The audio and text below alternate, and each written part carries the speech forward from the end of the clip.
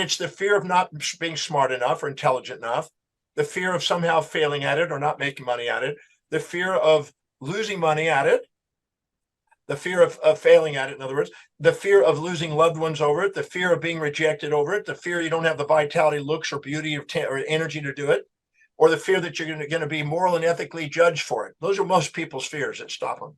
There's unconscious motives there. Yeah, all tying into fears and values and where we're positioning ourselves in the hierarchy, really, isn't it? Yeah. And you got to ask yourself this question: what do you want to play in the game of life?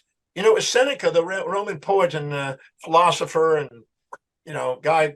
He said, you measure an individual by their most distant ends. How big a vision is it? If your vision is small, you'll be small.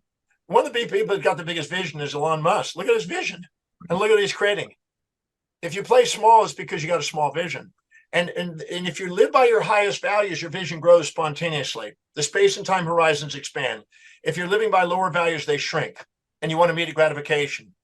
So you can tell by the magnitude of space and time and their innermost dominant thought, because that's going to determine their outermost tangible reality.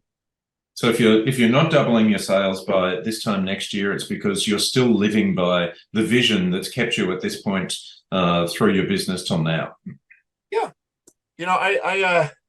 I got asked one time, I was in my office, and this guy came in my office, said, "Can I pick your brain?" I said, "Sure."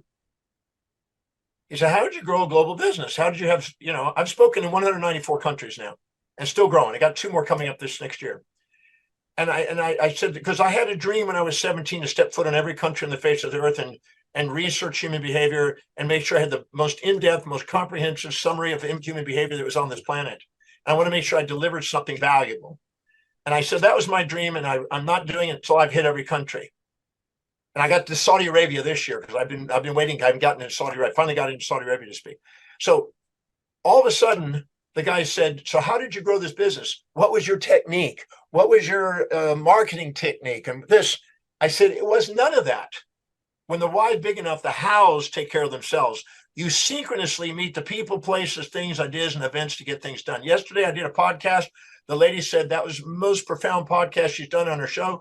And she said, "I got 1,000 friends that are in podcast. If I send you there and I send a letter to them, will you go on their shows?" I said, "Absolutely." Because of synchronicity. Because when you're doing something that's really synchronous, it's almost like the universe is helping you get there.